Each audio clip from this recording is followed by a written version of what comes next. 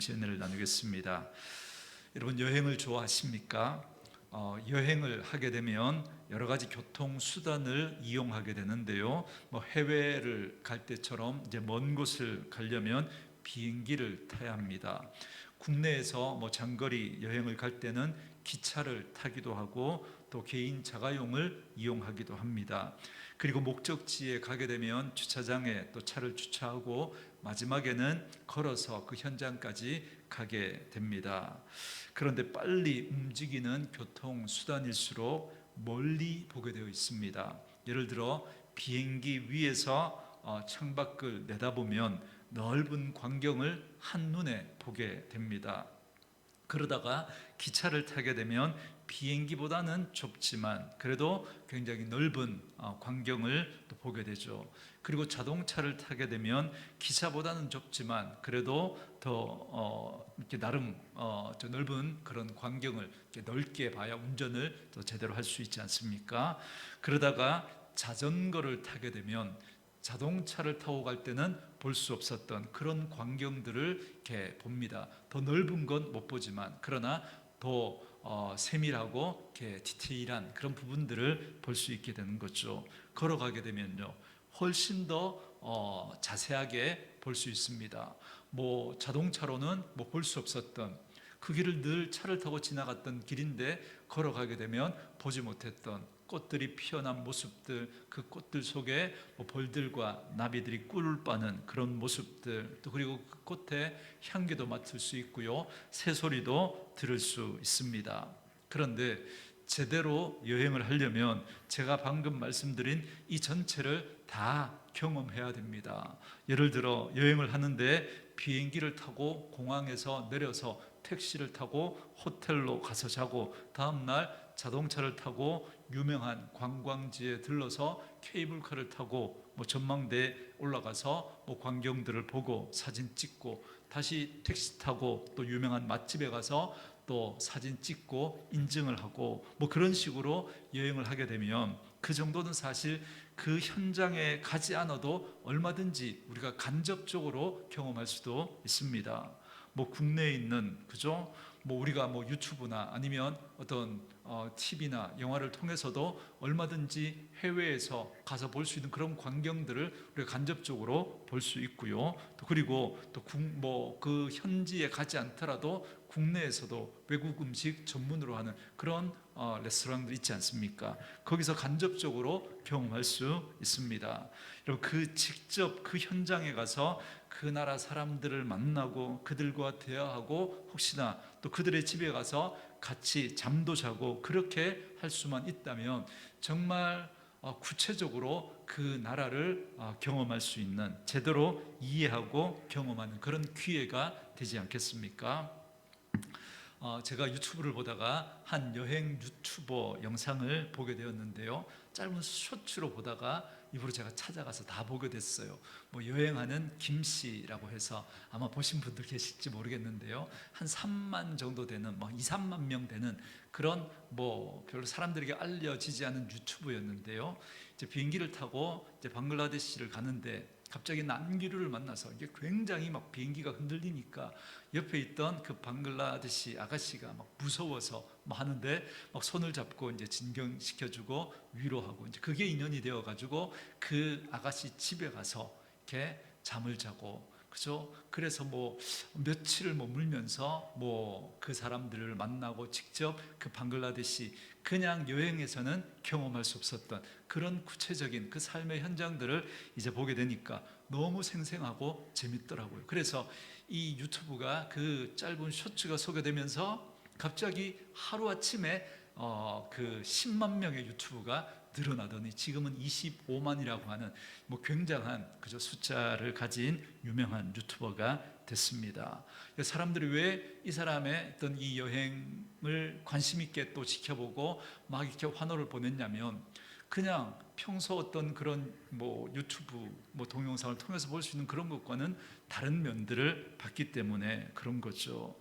제가 왜 이런 말씀을 드리느냐면, 우리가 성경을 읽을 때도 짧은 본문 안에 우리가 깊이 들어가서 마치 우리가 그 숲속에 들어가서 내가 그 꽃의 향기를 맡고 또 그 속에 그 디테일한 부분들을 보는 것처럼 우리가 이 성경을 읽을 때 꼼꼼히 찬찬히 읽으면서 시간과 공간을 뛰어넘어 마치 그 시대 속에 들어가서 우리가 그 일상의 그 사람들의 그 현장을 한번 우리가 머릿속에 상상하면서 그렇게 우리가 말씀을 좀 구체적으로 볼 필요가 있습니다. 그러기 위해서는 그 본문에 나오는 단어 하나하나 또 한 문장 한 문장을 또 읽고 또 연구하고 당시의 어떤 문화적인 배경들을 이해하고 막 디테일하게 그렇게 성경을 자세하게 우리가 곱씹어 봐야 할 필요가 있습니다. 그런가 하면 성경이 읽어지네 같은 그런 성경 공부처럼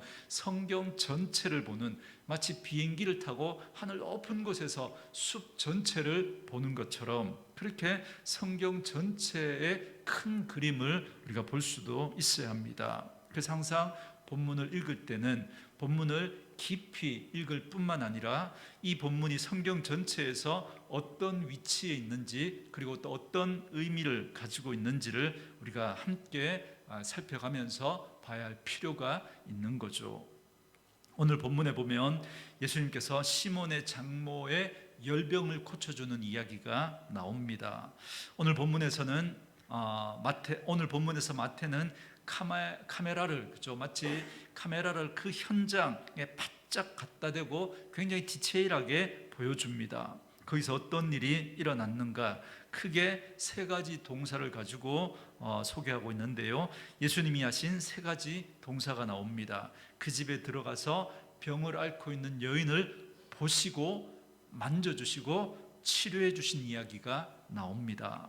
그런가 하면 또 이런 동사가 나옵니다. 이제는 그 여인의 행동을 보여주는 동사가 나오는데요. 처음에는 누워 있다가 예수님께서 치료해 주시니까 일어나서 그 다음에 예수님께 수종을 들었다라는 이야기가 나옵니다. 그러니까 아주 가까이에서 구체적으로 어떤 일이 일어났는지를 보여주고 있는 것이죠.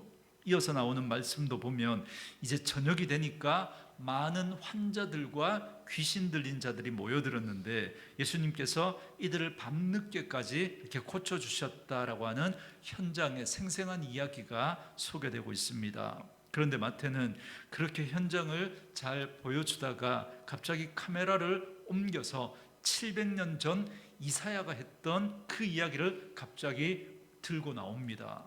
여러분 17절 말씀 우리 같이 한번 읽어볼까요? 17절 있습니다. 시작.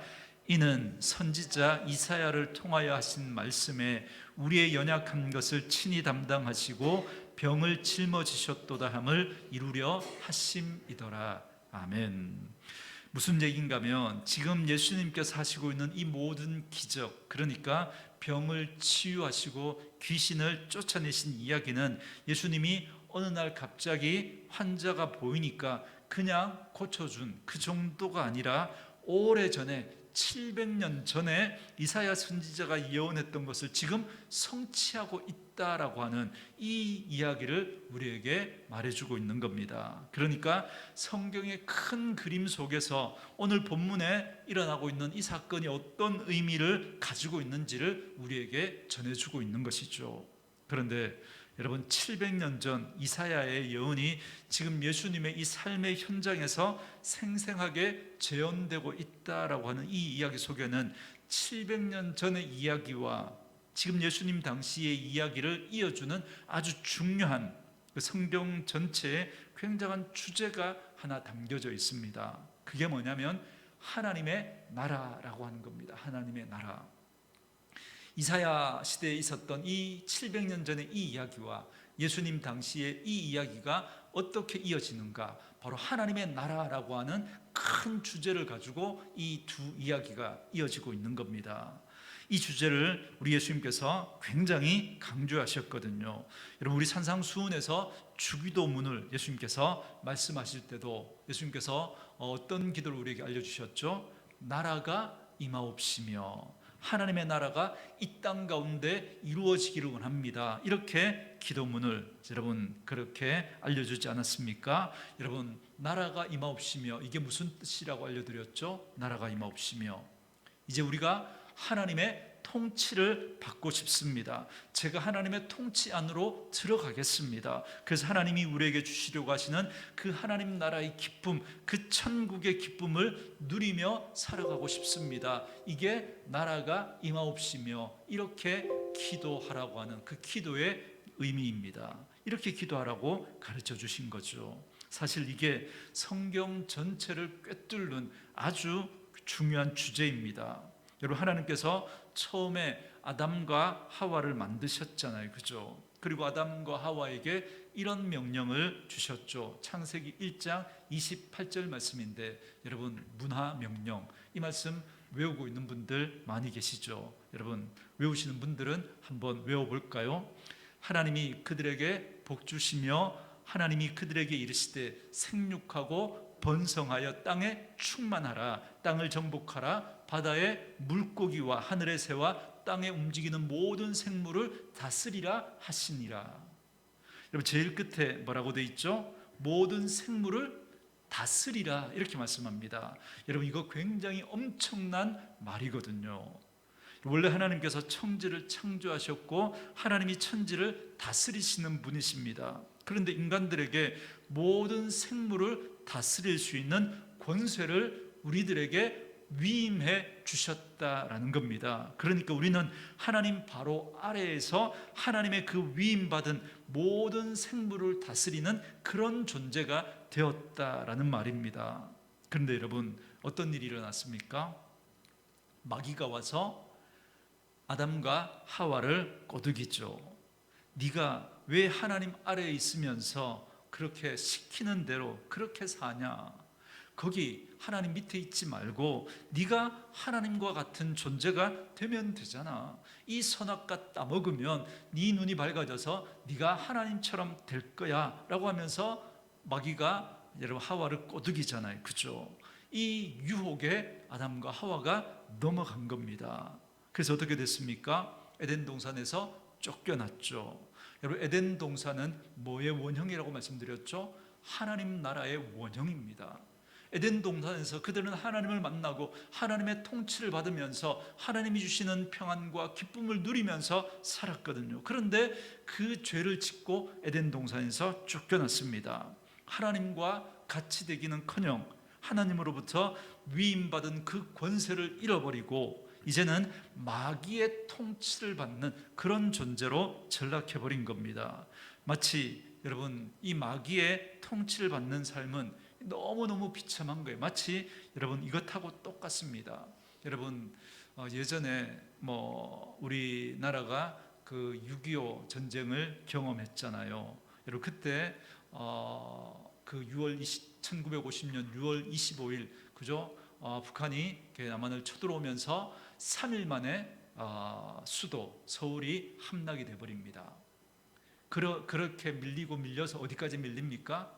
마지막 낙동강 전선, 그래서 대구와 부산 조금 남겨두고는 다 이렇게 북한, 그죠? 괴뢰 정권이 들어와서 이제 우리나라는 그 공산 치하에 들어가게 됩니다.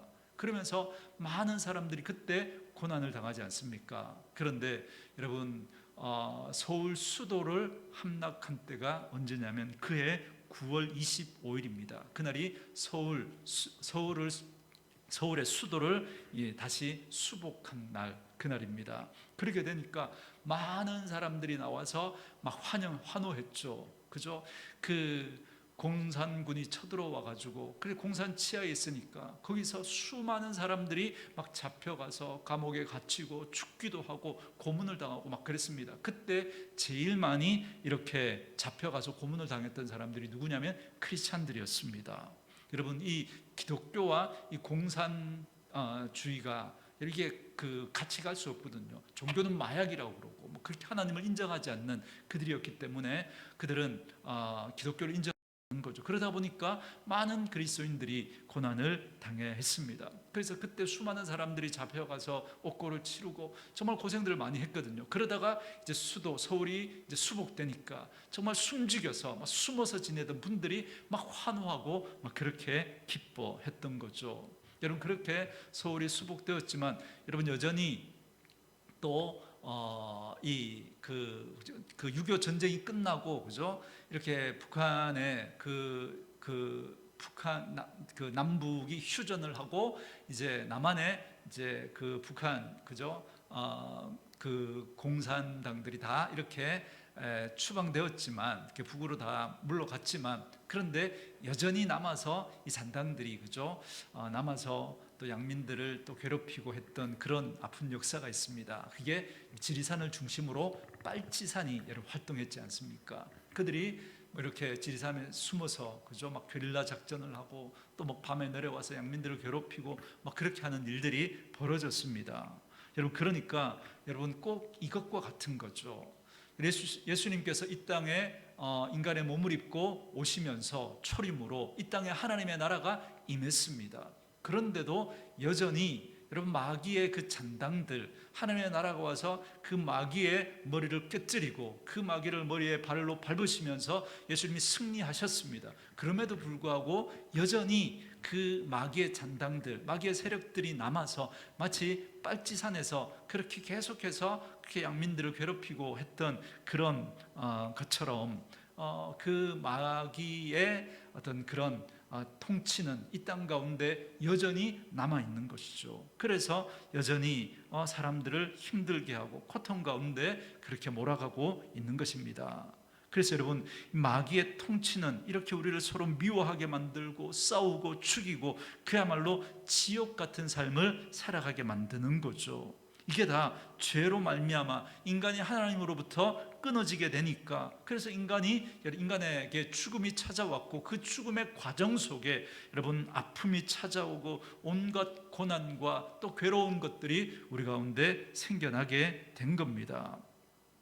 그러다가 여러분 결국 어떻게 됩니까? 그 죄와 함께 마귀와 함께 영원한 멸망을 받게 되는 그런 존재가 우리 인간들인 거죠. 그런데 그런 우리를 위해서 예수님이 이 땅에 오신 거예요. 찾아오셔서 그 마귀의 통치 아래 있는 우리를 건져내셔서 하나님의 나라 백성 만들어 주신 이야기가 여러분 이 복음서에 나오는 이야기들입니다. 그래서 가까이에서 보면 이 복음서의 이야기들 보면 예수님이 병자들을 고쳐주시는구나, 예수님께서 귀신 들린 그 사람들을 고쳐주시고 그렇게 하시는구나 이렇게 보이지만 멀리서 큰 그림으로 보면 주님께서 지금 마귀의 통치 아래에 넘어간 그 사람들을 한 명 한 명 구해내 주시고 계시는구나 이렇게 보아야 한다는 거죠. 그래서 하나님의 나라가 이 땅 가운데 침투해 들어온 거예요. 그리고 마귀가 장악하고 있던 그 영역을 빼앗아서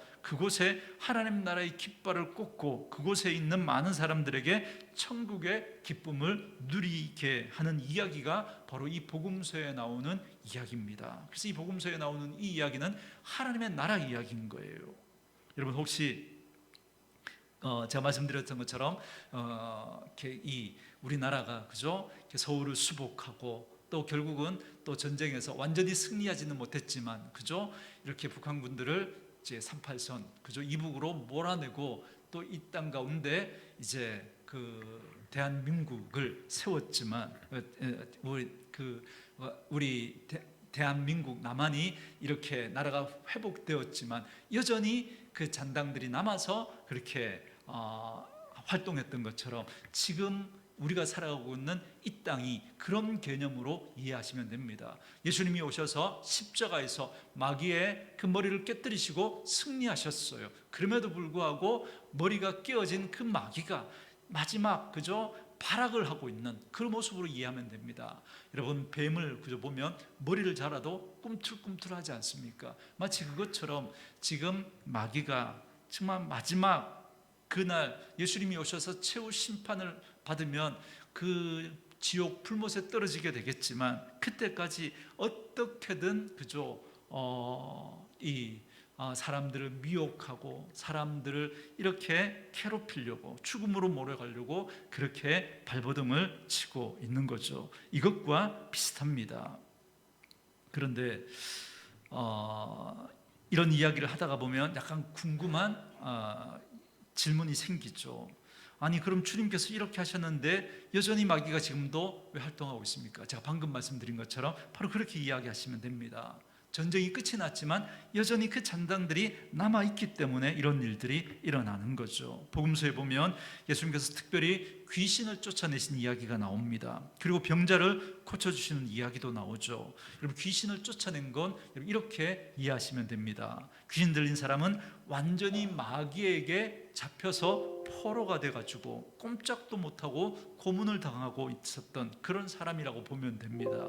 그들에게서 예수님이 귀신을 쫓아내시고 자유를 허락하십니다. 그런데 귀신 들린 자 말고 이런 병든 자들도 있지 않습니까? 또 그리고 그 병든 자들 외에도 여러 가지 또 고통을 겪는 사람들의 이야기가 나옵니다. 그들은 감옥에 갇혀서 고문을 당하고 뭐 그렇게 하지는 않지만 마치 그 공산 치하에서 막 이렇게 숨어가지고 그렇게 막 어렵게 힘들게 지냈던 그 사람들을 생각하면 됩니다. 마치 그들을 구출해 내신 그 주님의 그 이야기가 오늘 복음서에 나오는 이야기인 거죠. 이 복음서는 그런 이야기들로 가득 차 있습니다. 그렇게 많은 사람들을 예수님께서 구출해 내셨습니다. 그런데 마귀가 일방적으로 당하고 있지만 않습니다. 마귀들이 반격을 시도합니다. 그래서 많은 사람들을 꼬드깁니다. 가롯 유다를 꼬드기고, 다음에 여러분 본디오 빌라도를 꼬드기고, 대제사장과 서기관들을 꼬드기고, 민중들을 선동해서 그래서 예수님을 십자가로 몰아갑니다. 더 이상 예수님이 마귀를 공격하지 못하도록 십자가에 예수님을 못 박아 죽이죠. 그래서 마귀는 예수님을 십자가에 못 박고 예수님을 죽이고 승리의 노래를 불렀을 겁니다. 그런데 여러분, 어떤 일이 일어났습니까? 예수님께서 십자가에서 죽으시고 그것으로 끝이었나요? 아니죠. 예수님이 부활하셨죠. 이런 부활은요, 마귀가 가장 중요하게 생각하고 실제로 가장 강력한 무기로 삼았던 게 죽음인데, 그 죽음이라는 그 무기가 휴지 조각이 되어버리도록 만든 사건이 바로 부활인 거예요. 많은 사람들이 그 죽음이라고 하는 그 공포 가운데서 헤어나지 못하고 있는데, 그런데 예수님께서 십자가에서 부활하심으로 그 죽음의 권세를 깨뜨리신 거예요. 그래서 여러분, 예수 믿는 우리 그리스도인들은 그 죽음이 우리를 어떻게 할 수 없는 거예요. 왜요?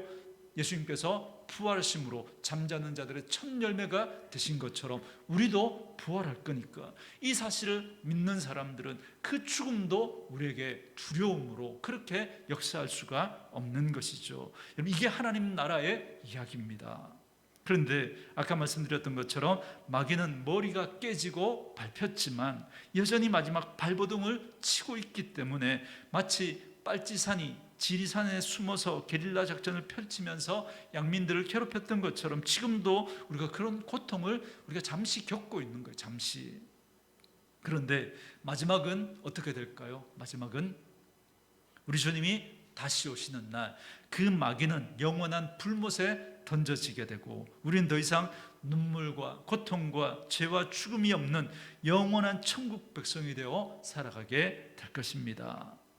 제가 지금 짧게 말씀드린 이게 여러분 창세기부터 요한계시록을 꿰뚫는 하나님 나라라고 하는 중요한 주제입니다. 그러니까 우리는 성경을 읽을 때 이 하나님 나라라고 하는 큰 그림 아래에서 오늘 본문이 어떤 역할을 하고 있는가, 이걸 볼 수 있어야 합니다. 그러니까 오늘 본문은 단지 병 걸린 한 사람을 고쳐주는 그 이야기 정도가 아니라 마귀의 나라가 무너져 내리고 하나님의 나라가 든든히 세워져 가는 그런 놀라운 이야기가 바로 오늘 본문에 나오는 이야기인 거죠. 이렇게 지금 우리 주님께서 승리하시며 그 승리의 깃발을 곳곳에 꽂고 계신 겁니다. 그런데 주님께서 어떻게 승리하셨는지를 우리가 좀 주목해서 볼 필요가 있습니다.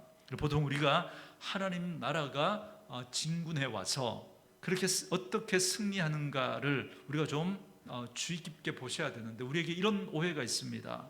하나님 나라가 막 이렇게 진군해 와서 마귀의 나라가 막 패퇴하고 그래서 막 도망가는 그런 모습들을 우리가 연상하게 되면 우리는 어떤 생각을 하게 되냐면, 어떤 이미지를 우리 떠올리게 되냐면 이렇게 생각하는 거예요. 마치 중세 시대 때 십자군, 그죠? 십자군 그 방식으로 그렇게 하나님의 나라가 확장될 것이다, 그렇게 생각하는 분들이 있습니다. 그래서 실제로 중세시대 때 십자가 분들이 여러분 칼과 창을 들고 말을 타고 그죠? 그렇게 가서 어떻게 했습니까? 믿을래? 안 믿을래? 안 믿으면 너 죽어. 이런 식으로 하나님 나라를 확장해 갔습니다. 그렇게 실제로 생각하고 그렇게 하나님 나라를 세워가야 된다고 생각하고 그렇게 실제로 했던 거예요. 여러분, 이게 정말 부끄러운 우리 기독교의 역사잖아요. 여러분, 제국주의 시대 때는 또 어땠습니까? 많은 기독교를 표방했던 제국주의 나라들이요, 식민지에 가서 뭐 남미라든지 막 아프리카 같은 그런 나라들에 가서 그 나라를 식민지로 빼앗습니다. 그리고 난 다음에 그 나라 사람들을 강제로 기독교로 개종시켰습니다. 그리고는 이게 하나님 나라를 확장하는 방식이다, 그렇게 착각했습니다. 지금도 그런 생각을 하는 사람들이 있습니다. 내가 만약에 저 육사에 가서 그죠? 장군이 되고 난 다음에 내가 내 밑에 있는 그죠? 모든 병사들 다 주일이면 교회 가야 돼. 그러면 한 방에 수천 명의 사람들을 이렇게 전도할 수 있다, 그렇게 착각하는 그런 일들이 실제로 있었죠. 내가 가진 힘과 권력을 가지고 그냥 다른 사람들을 막 누르면, 그래서 다 예수 믿게 하면 그렇게 하나님 나라가 세워질 수 있다, 그렇게 생각을 한 거죠. 여러분, 이건 전혀 성경적인 방식이 아닙니다. 여러분, 예수님은 그런 방식으로 여러분 하나님 나라를 세워가지 않아요. 그런 식으로 일하시지 않습니다. 여러분, 오늘 본문을 한번 보십시오. 어떻게 주님께서 이 여인의 삶에 가득 드리워져 있는 그 어두운 그림자를 몰아내시는지 여러분 가만히 잘 보십시오. 주님은 그 병에 걸린 그 여인을 찾아오셔서 어떤 행동을 하셨습니까? 아까 제가 세 가지 동사 소개해 드렸죠. 그 중에 하나가 뭐였습니까? 주님이 그 여인을 보셨다라는 겁니다. 보셨다. 지금 열병에 걸려있는 열이 펄펄 끓는 이 여인을 보고 있었다라는 거죠. 우리가 가끔 그런 생각을 할 때가 있는데요, 너무 힘들고 고통스러울 때 주님이 내 고통을 아실까? 내가 이렇게 힘들게 사는데 주님이 내 형편을 아실까? 도대체 주님이 나를 알고는 계실까? 관심이나 있으실까? 이런 마음이 우리가 문득 들 때가 있습니다. 그래서 욥기에 보면요, 욥이 극심한 고통을 겪으면서 나중에 가면 어떻게 하나님 앞에 호소합니까?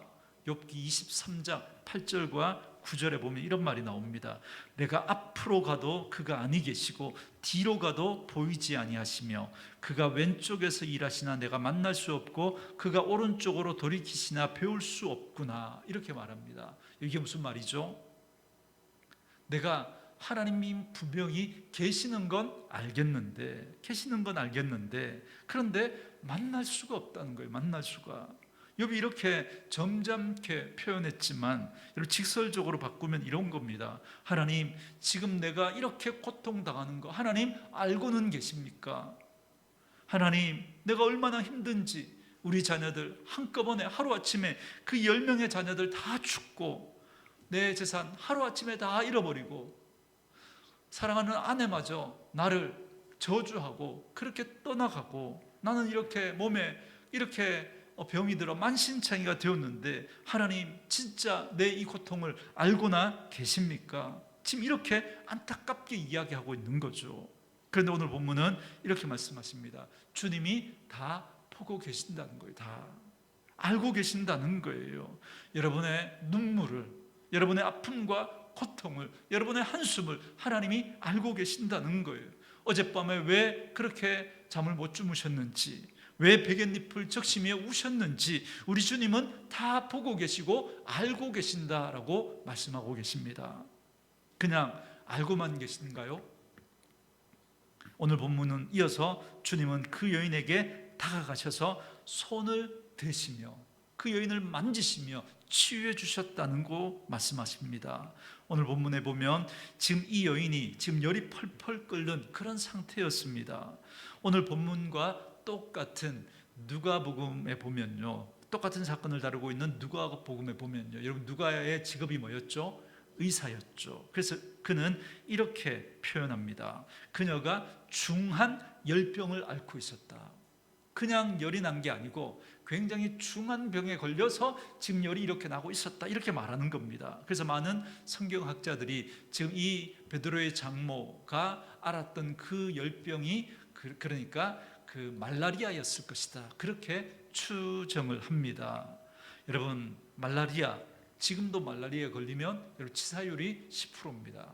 여러분 현대 의학에서 치사율 10%면 굉장히 치사율이 높은 거거든요. 그런데 여러분, 당시에 제대로 된 치료제도 없었던 그 당시에 말라리아에 걸리면 수많은 사람들이 그 말라리아를 통해서 목숨을 잃게 됩니다. 여러분, 인류 역사에서 가장 많은 사람들의 목숨을 빼앗아갔던 병이 말라리아거든요. 그래서 많은 사람들이 이 병에 걸려 죽었던 거죠. 그런데 주님은 그 여인을 그냥 보고만 계셨던 게 아니라 가까이 가셔서 손을 대시고 그녀를 치유해 주셨습니다. 우리가 지난 금요 기도회 때 다루었던 나병 환자의 이야기도 마찬가지죠.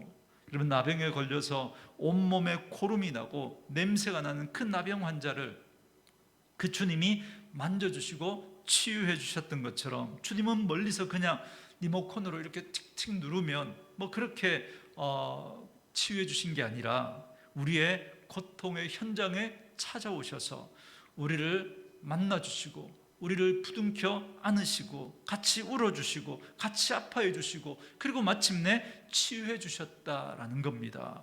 그런데 오늘 주님이 하신 이 일을 마태가 어떻게 설명하고 있는지 아까 읽었던 17절을 우리 다시 한번 읽어보겠습니다. 이 일을 어떻게 설명하고 있는지 17절 있습니다. 시작.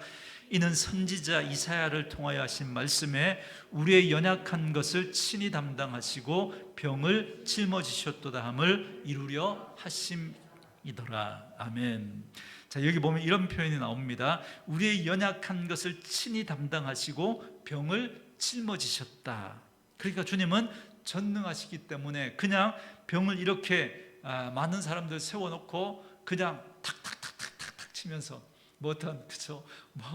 성령 집회, 치유 집회 이런 데 가보면 사람들 막 세워놓고 그 강사가 막 지나가면서 손으로 막 터치하고 막 지나가는 그런 모습들도 이렇게 보게 됐는데, 여러분 그렇게 막 치고 지나가는 것처럼 그렇게 툭 한번 만져주고 그냥 지나간 게 아니에요.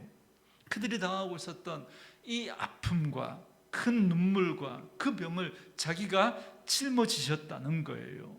이렇게 우리 주님은 우리의 아픔과 우리의 고통과 우리의 눈물, 우리의 질병을 다 주님이 짊어지시고 그리고 마지막에 그걸 가지고 어디로 가셨어요?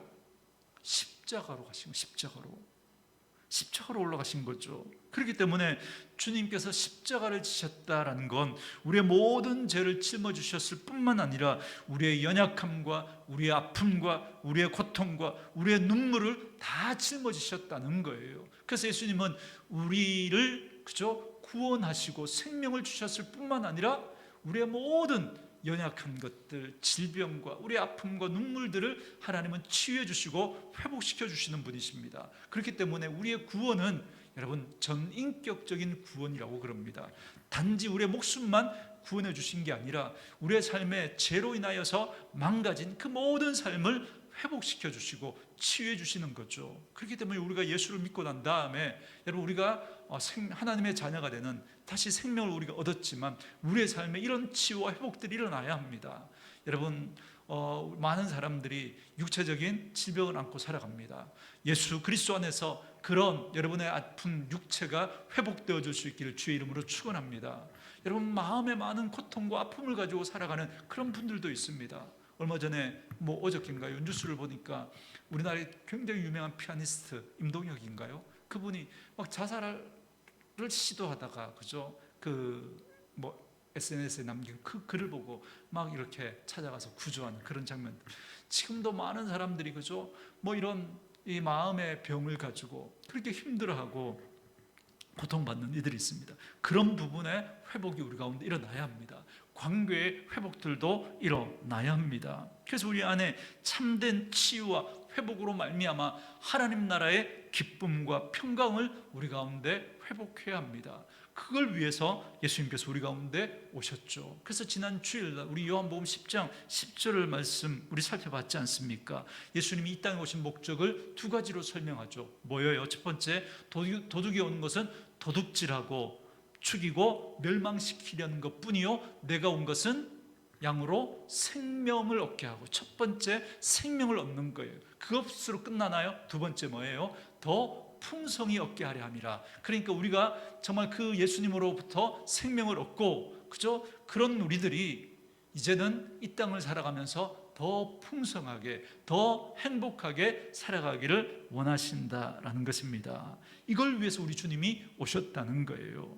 근데 어떤 방식으로 그걸 주신다고요? 어떤 방식으로? 자기가 대신 우리의 모든 아픔을 짊어지시고 십자가를 지는 방식으로 우리에게 이런 생명과 풍성함을 선물로 주셨다는 거예요. 우리는 그런 사람들입니다. 그러니 우리는 그 십자가의 은혜를 받아야죠. 그 십자가를 우리가 먼저 통과해야죠. 그리고 나서 우리를 통해서 그 하나님의 나라가 확장해 나아가야 합니다. 예수님이 이 땅에 오셔서 하나님의 나라가 이 땅 가운데 임했어요. 마치 점처럼, 그죠?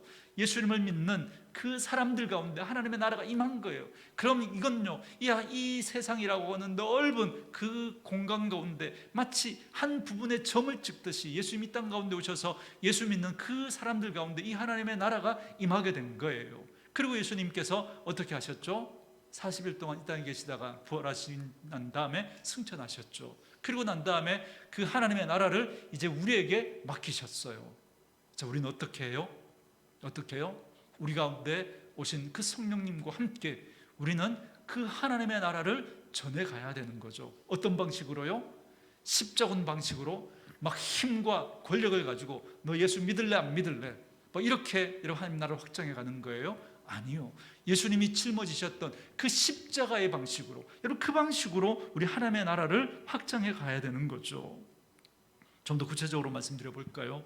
여러분, 내가 누군가를 도와주고 그것을 통해서 하나님의 나라를 전할 수 있습니다. 그러려면 내 통장에서 돈이 빠져나가야 됩니다.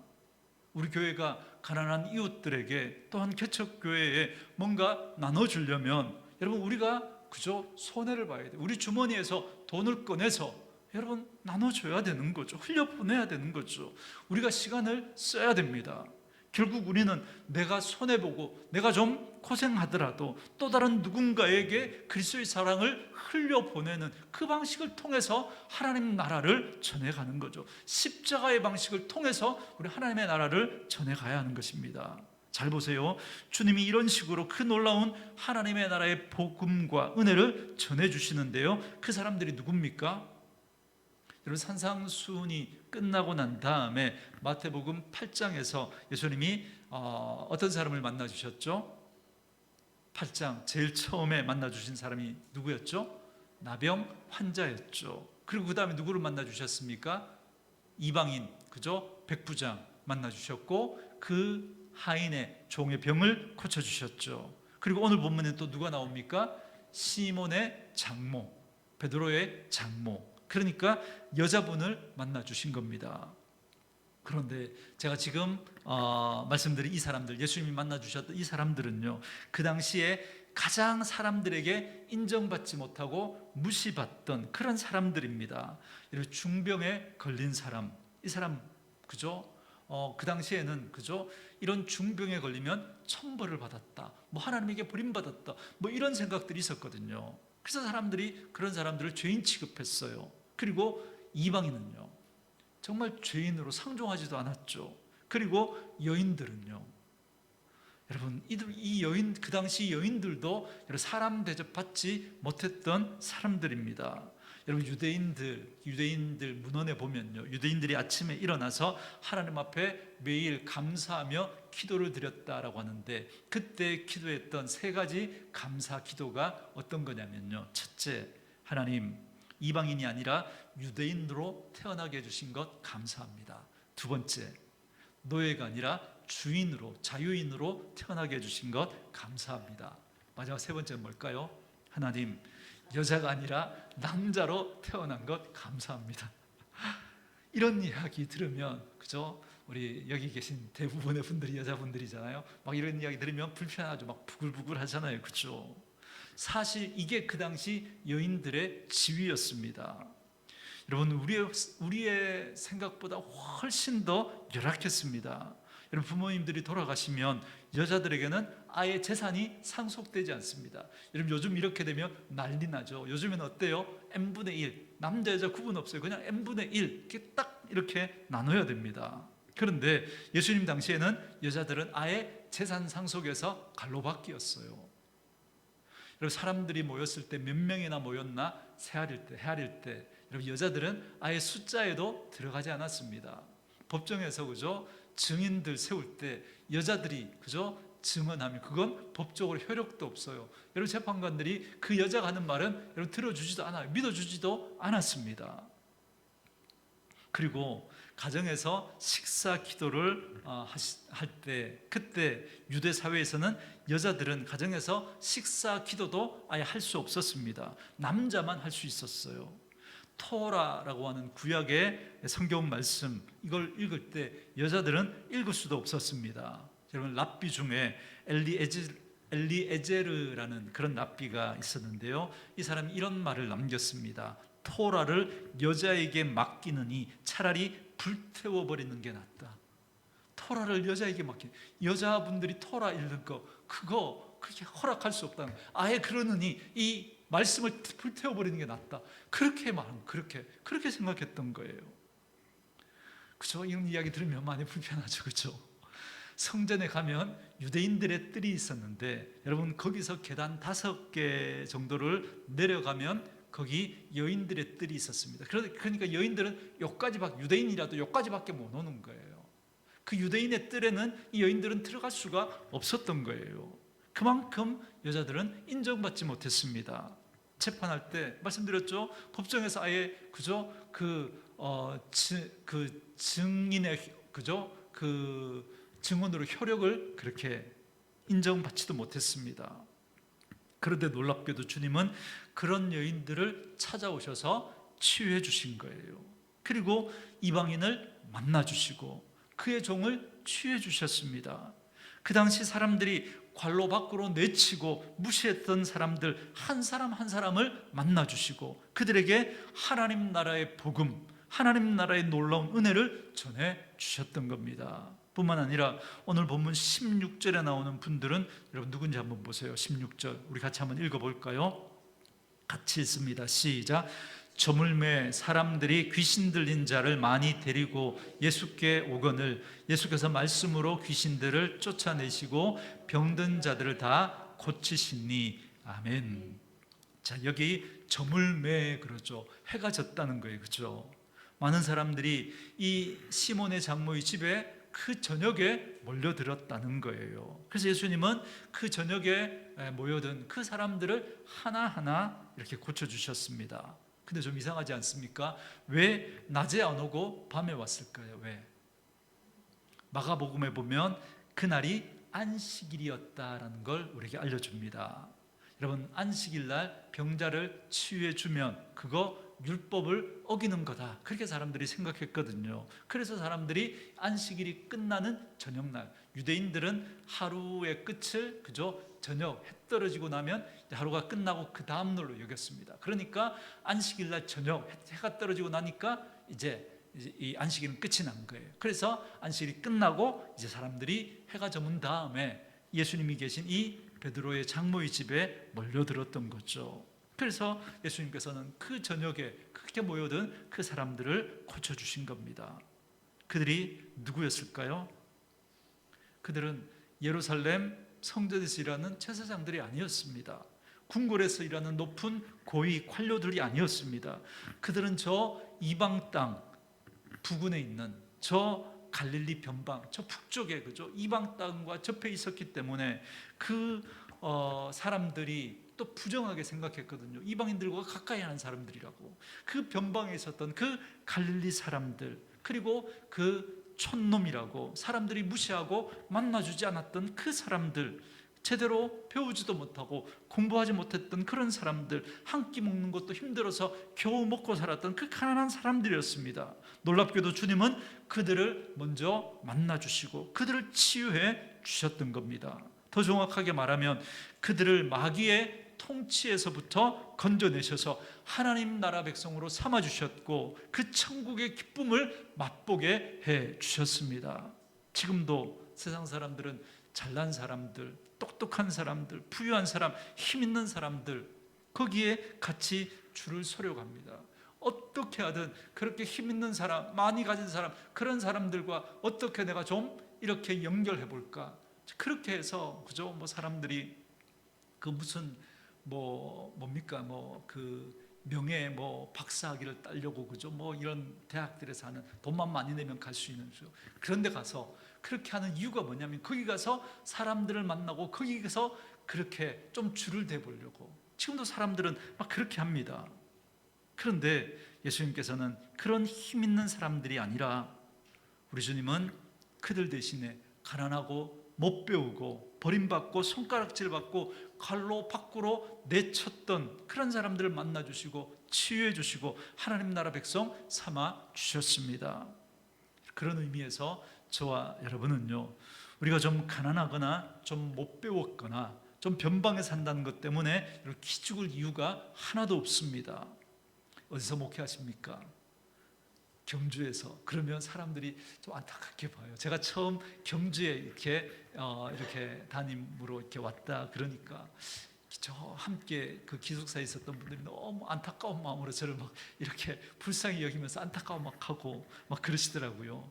목회자들 사이에서도 뭐 이렇게 서울이나 수도권에서 목회한다 그러면 막 괜히 어깨에 힘이 들어가고요. 뭐 저처럼 이렇게 뭐 대구, 부산 뭐 이런 지방의 뭐 큰 도시도 아니고 이렇게 뭐 작은 군소도시 뭐 그런 데서 목회한다 그러면 괜히 그죠? 알로 보기도 하고 그죠? 그런 게 없지 않아 있습니다. 그런 치근한 눈빛으로 보는 그런 분들도 있습니다. 그러나 우리 전혀 그것 때문에 기죽을 필요 없습니다. 여러분 안에, 저와 여러분 안에 당당함이 있었으면 좋겠습니다. 나는 주님께서 찾아와 주셔서 만나 주시고 하나님 나라 백성 삼아 주신 너무나 존귀한 사람이다라고 하는 이 자긍심, 우리의 존재에 대한 여러분 이 자존감이 저와 여러분에게 있기를 원합니다. 그런 의미에서 본다면요, 진짜 불쌍한 사람들은 변방에 사는 그 사람들이 아니에요. 많이 배우고 똑똑하고 정말 많이 가지고 사람들에게 존경받았을지는 모르지만 아직도 주님을 만나지 못하고 여전히 마귀의 통치 아래 있는 여러분, 그 사람들이 가장 불쌍한 사람들인 거죠. 그 사람들이. 그래서 우리는 한편으로는 당당함을 갖고 살아가지만 또 다른 한편으로는 그런 사람들을 바라보면서 정말 십자가의 정신으로 낮아지고 또 내가 좀 손해보고 내가 좀 희생하면서라도 한 사람 한 사람 그렇게 만나주고 그들의 아픔을 우리가 바라보고 손잡아주고 하나님 나라 백성으로 구출해주는 그런 영광스러운 일에 쓰임받는 저와 여러분 되어줄 수 있기를 주의 이름으로 축원합니다. 우리 주님께서 그렇게 이 땅에 오셔서 하나님 나라를 이 땅 가운데 시작해 놓으신 거예요. 그리고 성령님을 보내주셨고 그리고 그 일을 우리에게 맡기신 겁니다. 그래서 우리는 지금도 이 땅을 살아가지만 우리는 하나님 나라 백성이라고 하는 이 당당함을 가지고 또 한편으로는 아직도 그 마귀의 그 통치 아래 그 신음하고 고통 가운데 있는, 자기가 그 고통 가운데 있는 것도 모르면서 살아가고 있는 그분들을 바라보면서 안타까운 마음으로 그들의 손을 잡아주고 그들을 하나님 나라 백성 삼아줄 수 있는 그런 분들 될 수 있기를 주님의 이름으로 축원합니다.